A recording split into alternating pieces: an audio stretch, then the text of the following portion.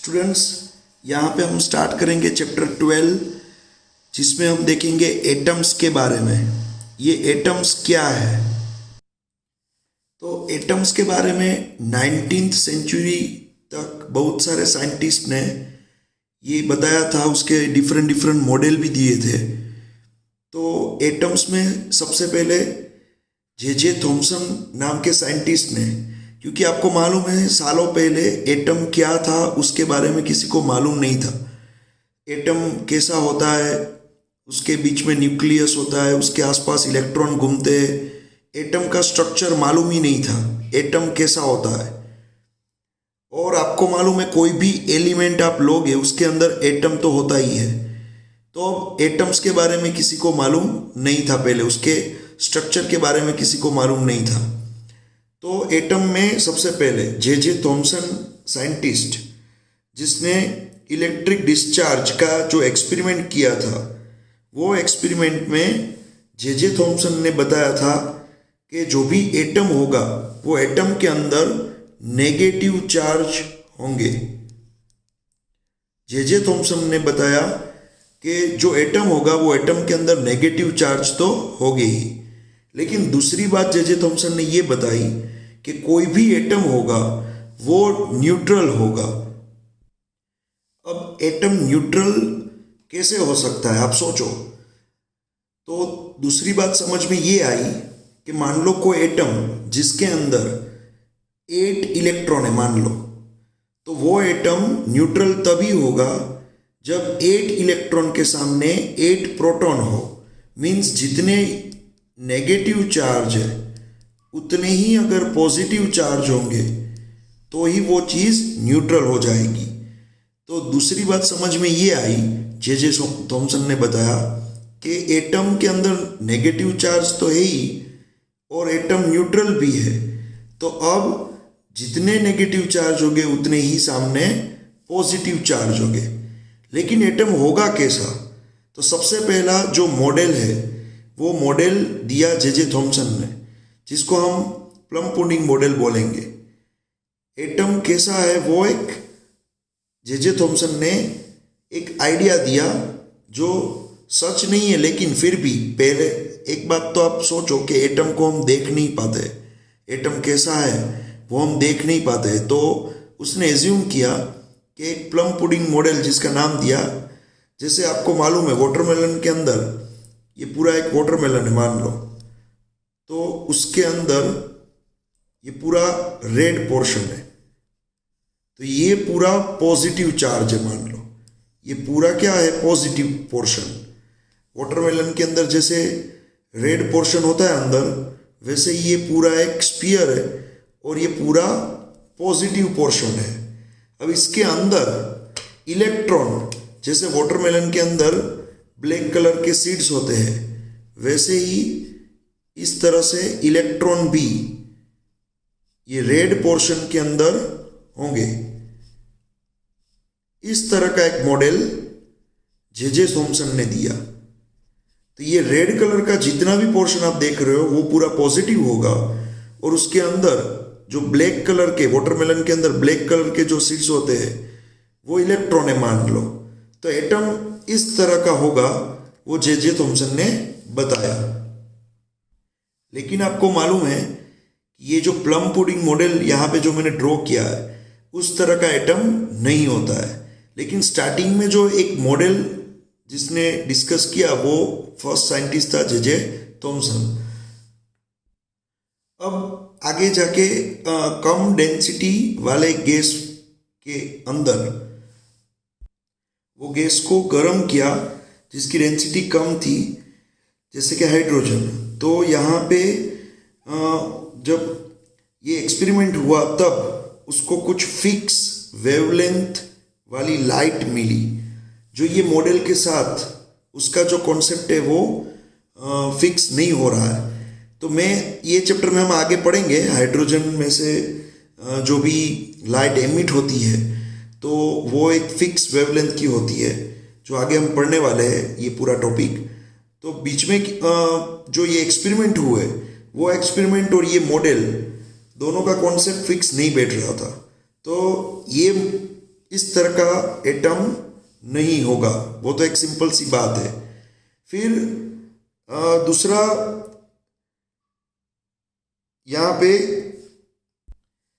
बात आई रुदरफोर्ड की। अब रुदरफोर्ड ने क्या किया, रुदरफोर्ड ने अल्फा पार्टिकल स्कैटरिंग का एक एक्सपेरिमेंट किया, गोल्ड फॉइल का एक्सपेरिमेंट, जो आपने शायद आगे पढ़ा होगा कभी। अब रुदरफोर्ड का जो ये जो एक्सपेरिमेंट है, उसने क्या बताया कि कोई भी एटम होगा, वो एटम के बीच में एक स्ट्रॉन्ग ऐसा एक पार्टिकल होगा जिसको हम न्यूक्लियस बोलेंगे। ये रुदरफोर्ड ने कॉन्सेप्ट दिया था। ये जो रुदरफोर्ड का अल्फा पार्टिकल स्कैटरिंग का जो एक्सपेरिमेंट था, उसके अंदर एक गोल्ड फॉइल रुदरफोर्ड ने ली और गोल्ड फॉइल के ऊपर अल्फा पार्टिकल स्कैटर किए, मीन्स उस पर एमिट किए। तो अल्फा पार्टिकल जैसे ही गोल्ड फॉइल पे एमिट हुए तो वो गोल्ड फॉइल के दूसरी साइड डिफरेंट एंगल पे स्कैटर हुए। लेकिन ये एक्सपेरिमेंट से जो उसको इंफॉर्मेशन जानने को मिली वो बहुत ही हेल्पफुल थी ये एटम का मॉडल एक्सप्लेन करने के लिए। तो चलो हम वो एक्सपेरिमेंट यहाँ पे देखेंगे। यहाँ पे आप देख सकते हो रुदरफोर्ड का एक एक्सपेरिमेंट। यहाँ पे ये जो बॉक्स है ये पूरा लेड से बना हुआ है, जिसके अंदर रखा हुआ है एक रेडियो एक्टिव एलिमेंट। अब ये जो लेड का बॉक्स है उसके अंदर रेडियो एक्टिव एलिमेंट जो है उसमें से अल्फा पार्टिकल्स बाहर निकल रहे हैं। देखो यहाँ पे अंदर आपको दिख रहा है सोर्स ऑफ अल्फा पार्टिकल, अंदर रेडियो एक्टिव पार्टिकल्स बाहर निकल रहे हैं, अंदर रेडियो एक्टिव एलिमेंट्स है। अब यहाँ से जो अल्फा पार्टिकल बाहर निकलेंगे वो जो लेड की सीट होगी जिसके अंदर स्मॉल जाने की जगह होगी, वहाँ से अल्फा पार्टिकल फिल्टर बाहर निकलेंगे और स्ट्रेट वे में जाएंगे। यहाँ पे गोल्ड फॉइल यहाँ पे दिख रही है आपको, थीन गोल्ड फॉइल। अब गोल्ड फॉइल के आसपास जो आपको दिख रहा है गोल, ये पूरा यहाँ पे एक सेंसिटिव सरफेस होती है, जिंक सल्फेट से बनी हुई एक सरफेस होती है। गोल्ड फॉइल में से अल्फा पार्टिकल आर पार निकल जाता है और उसमें से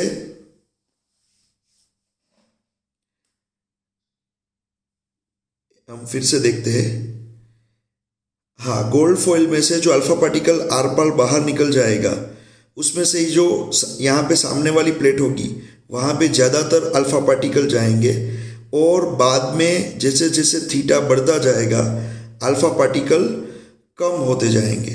तो यहाँ पे आप देख सकते हो, देखो बच्चों, ये जो एक्सपेरिमेंट है उसके अंदर आप देख सकते हो कि यहाँ से अल्फा पार्टिकल निकले। जो एक लीड शीट थी, वो लीड शीट के अंदर से जो थोड़ी पतली सी जगह है जहाँ से आपको दिखाई दे रही है ये स्पेस, वहाँ से अल्फा पार्टिकल निकलेंगे आगे, और दूसरी एक लीड की शीट होगी जिसमें से पतली सी जगह में से अल्फा पार्टिकल बाहर जाएंगे, और आगे आपको दिखाई देगा एक गोल्ड फॉइल होगी जिसमें से अल्फा पार्टिकल बाहर निकलेंगे। तो यहाँ पे आपको एक चीज़ दिखाई देगी कि ये जो हम एक्सपेरिमेंट यहाँ पे देख रहे हैं रुदरफोर्ड ने जो किया था, तो ये पूरी जो गोल उसके अराउंड ये जो सरफेस है वो जिंक सल्फेट से बनी हुई है। ये पूरी सरफेस जो है जिंक सल्फेट से बनी हुई है। अब जिंक सल्फेट में क्या होता है बच्चों, अल्फा पार्टिकल जैसे ही उसके साथ कोलाइड होता है तो एक छोटा सा वाइट स्पॉट प्रोड्यूस होता है, वाइट स्पॉट। और जो ये माइक्रोस्कोप यहाँ पे आपको दिखाई दे रहा है उसकी हेल्प से आपको यहाँ पे आप गिन सकते हो कितने वाइट स्पॉट प्रोड्यूस हुए।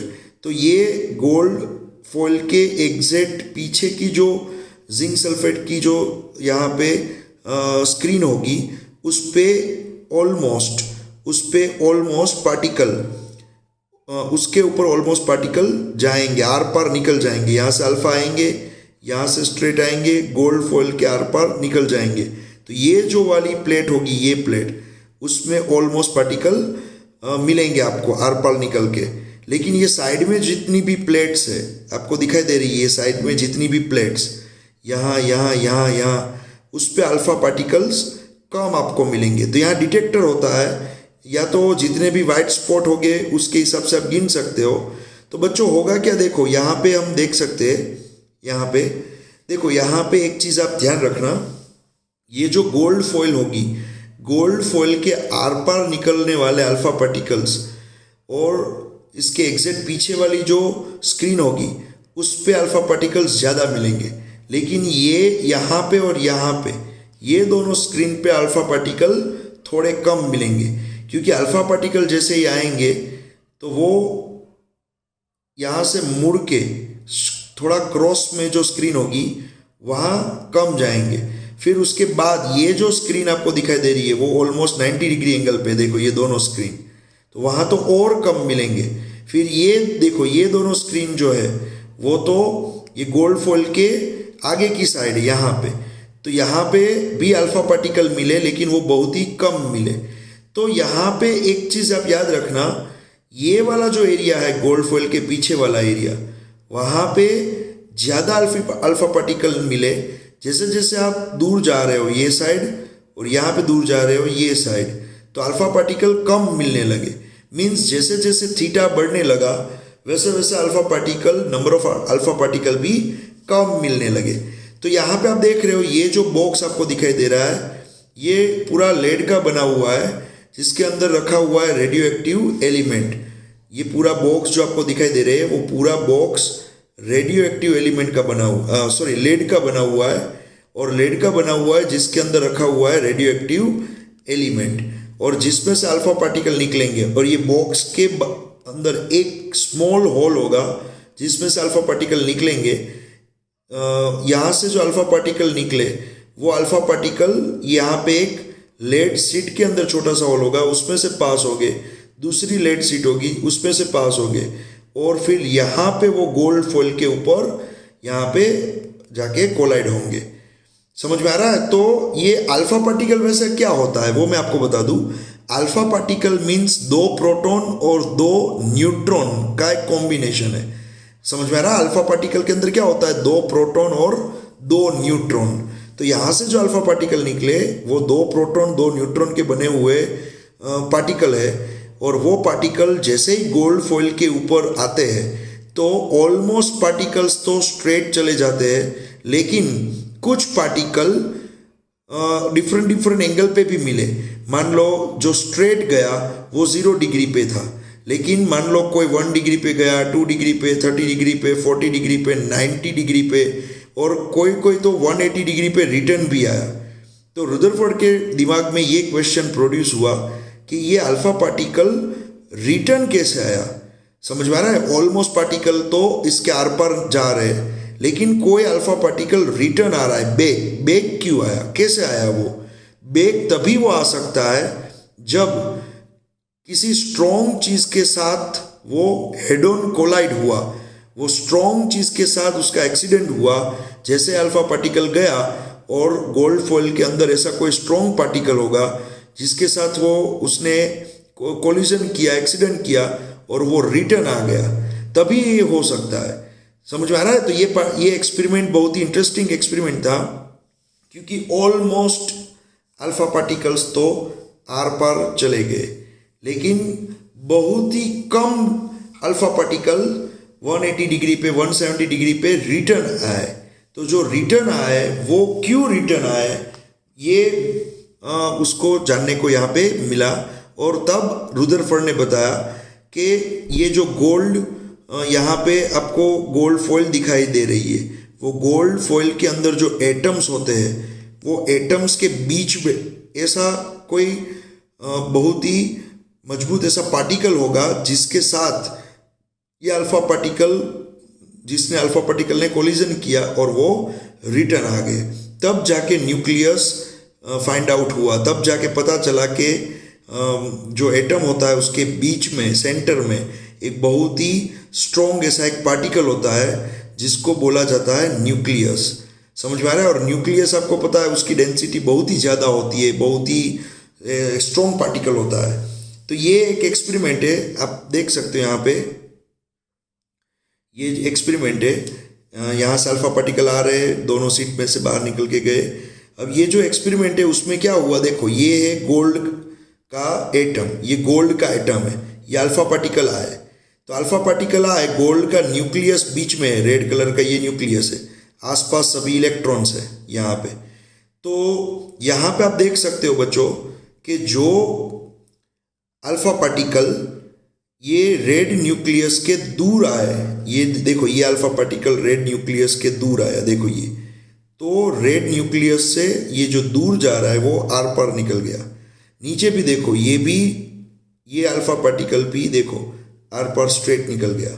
लेकिन ये रेड न्यूक्लियस के नज़दीक जो गया, देखो उसके पास जो गया, वो देखो यहाँ से थोड़ा डाइवर्ट हो गया, अपना रास्ता डाइवर्ट कर दिया। देखो यहाँ पे थोड़ा वो डाइवर्जन ले लिया उसने, थोड़ा देखो अपना रास्ता, वो देखो इतने कुछ एंगल पे वो डाइवर्ट हो रहा है। दूसरा अल्फा पार्टिकल देखो, यहाँ पे दूसरा अल्फा पार्टिकल भी आया और जैसे ही वो न्यूक्लियस के पास था तो अपना रास्ता थोड़ा क्रॉस में कर दिया, डाइवर्ट कर दिया।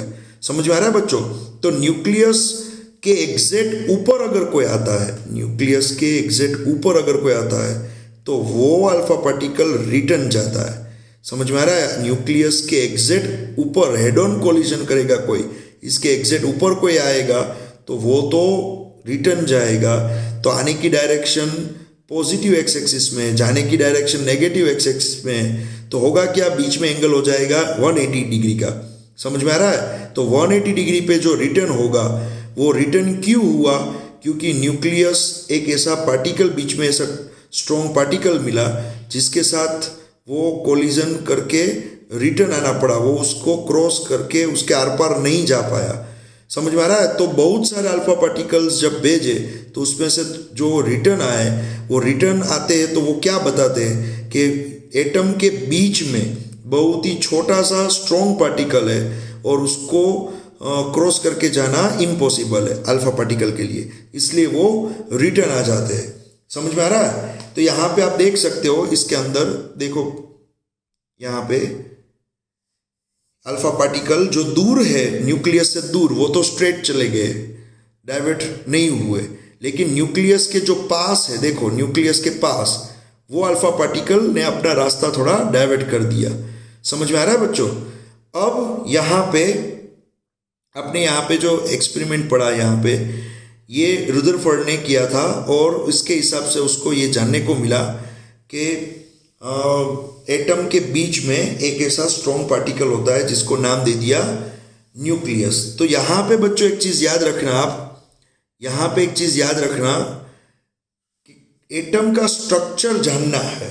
पहले एटम, अभी आप सभी जानते हो, 8-9 स्टैंडर्ड में ही आपने पढ़ लिया है एटम कैसा होता है, लेकिन पहले साइंटिस्ट लोगों को ये सब एटम का स्ट्रक्चर मालूम ही नहीं था। समझ में आ रहा है? तो आगे प्लम पुडिंग मॉडल जैसे एक्सप्लेन किया, वैसे ही रुदरफोर्ड ने ये जो गोल्ड फॉइल पे अल्फा स्कैटरिंग का जो एक्सपेरिमेंट किया, उसकी हेल्प से उसको थोड़ा थोड़ा जानने को मिला एटम कैसा होता है। समझ में आ रहा है? क्योंकि एटम को हम देख नहीं सकते हैं, तो एटम का स्ट्रक्चर उसको जानने को मिला। तो यहाँ ये एक्सपेरिमेंट में आप देख सकते हो कि जो एटम है उसके बीच में एक स्ट्रॉन्ग पार्टिकल होगा। समझ में आ रहा है? और इसके साथ में एक दूसरा वीडियो भी आपको भेज रहा हूँ, वो भी देखना। वो आपको लाइव लैब के अंदर, प्रैक्टिकल लैब के अंदर अल्फा पार्टिकल का एक एक्सपेरिमेंट आपको बताएंगे। समझ में आ रहा है? दूसरा वीडियो देखना, वो बहुत ही अच्छा है। वो लैब के अंदर अल्फा पार्टिकल का आपको पूरा वीडियो बताएंगे इंस्ट्रूमेंट के साथ, तो आपका ये पूरा कॉन्सेप्ट क्लियर हो जाएगा। तो स्टूडेंट्स, यहाँ पे आपने अल्फा पार्टिकल स्कैटरिंग का जो यहाँ पे एक्सपेरिमेंट देखा, आपके दिमाग में एक क्वेश्चन ये आया होगा कि यहाँ पे अल्फा पार्टिकल न्यूक्लियस के नज़दीक पहुँचते हैं तो अपना रास्ता वो डाइवर्ट क्यों करते हैं। देखो उसका एक्सप्लेनेशन भी मैं यहाँ पे दे देता हूँ आपको, ध्यान रखना बच्चों। देखो यहाँ पे क्या है, ये मान लो एक न्यूक्लियस है, देखो यहाँ पे एक न्यूक्लियस है, ये है न्यूक्लियस। अब आप जानते हो न्यूक्लियस के अंदर क्या होता है, प्रोटॉन्स होते हैं,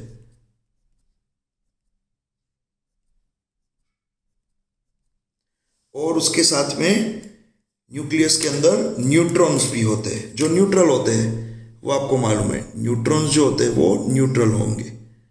उस पर कोई चार्ज नहीं है। तो ये मैंने क्या ड्रॉ किया है, यहाँ पे एक न्यूक्लियस ड्रॉ किया है। अब उसके अराउंड कौन घूमेंगे, इलेक्ट्रॉन। आपको मालूम है उसके अराउंड इलेक्ट्रॉन घूमते हैं। यहाँ पे ये स्पेस जो है उसके अंदर इलेक्ट्रॉन्स घूमेंगे यहाँ पे। अब होगा क्या बच्चों, यहाँ पे अल्फा पार्टिकल जो है वो बना है 2 प्रोटॉन 2 न्यूट्रॉन से।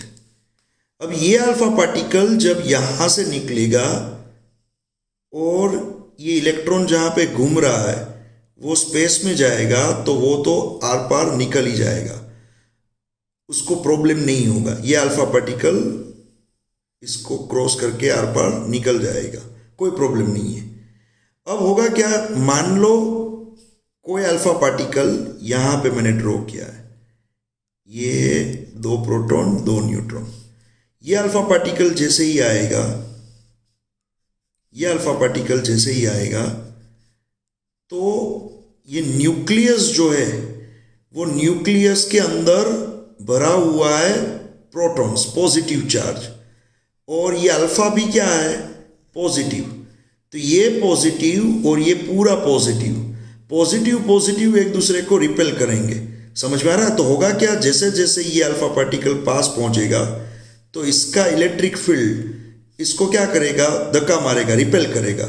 तो ये अल्फा पार्टिकल यहां से ही मुड़ना स्टार्ट कर देगा, स्ट्रेट नहीं जा पाएगा क्योंकि इसका फोर्स लग रहा है अपोजिट डायरेक्शन में। तो ये धक्का मारेगा, इसको रिपेल करेगा। तो ये अल्फा पार्टिकल क्या करेगा, इस तरह से अपना पाथ थोड़ा डाइवर्ट कर देगा, इस तरह से। देखो यहाँ पे आप देख सकते हो, यहाँ पे उसका मेन पाथ कौन सा था, ये उसका मेन पाथ था, देखो यहाँ पे। लेकिन यहाँ पे इतने थीटा जितना एंगल लिया, थीटा एंगल पे वो मुड़ गया।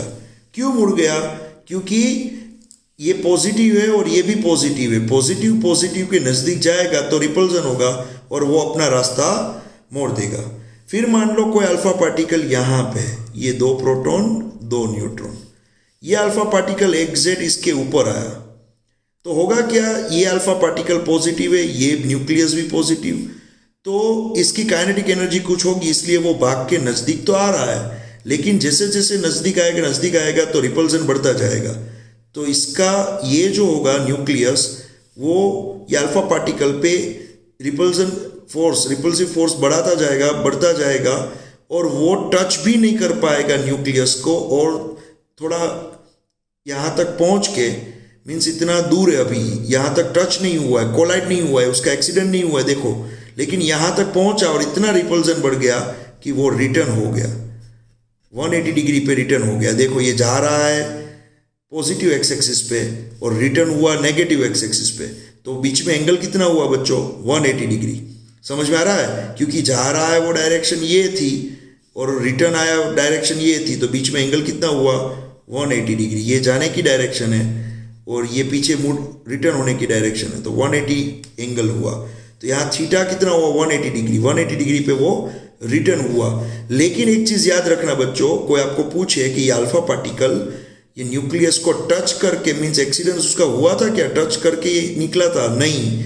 क्यों टच नहीं करेगा, क्योंकि ये पॉजिटिव चार्ज है और ये भी पॉजिटिव चार्ज है, तो रिपल्सन ही इतना बढ़ जाएगा कि वो उसको टच नहीं कर पाएगा और रिपल्सिव फोर्स की वजह से ही थोड़ा दूर होगा, तभी से ही वो रिटर्न हो जाएगा। फिर मान लो यहाँ पे कोई एक अल्फा पार्टिकल है, 2 प्रोटॉन 2 न्यूट्रॉन, तो होगा क्या बच्चों, ये यहाँ तक आएगा तो रिपल्सिव फोर्स इतना बढ़ जाएगा, तो वो थोड़ा मुड़ जाएगा अपनी मेन, यहाँ पे उसका मेन जो डायरेक्शन थी, मेन डायरेक्शन से वो थीटा जितना मुड़ जाएगा। समझ में आ रहा है।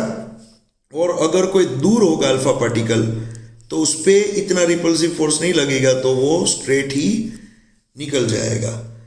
तो यहाँ पे वो डाइवर्ट क्यों होता है, अपने रास्ते से डाइवर्ट क्यों होता है, ये मैंने यहाँ पे आपको बताया है। समझ में आ रहा है बच्चों। तो इसका जो सेकंड पार्ट होगा वो नेक्स्ट लेक्चर में हम देखेंगे। लेकिन अभी आप एक काम करो, इसके साथ में मैं जो वीडियो भेज रहा हूँ वो आप देखो, जिससे आपको बहुत ही अच्छा यहाँ पे प्रैक्टिकल नॉलेज भी मिलेगा।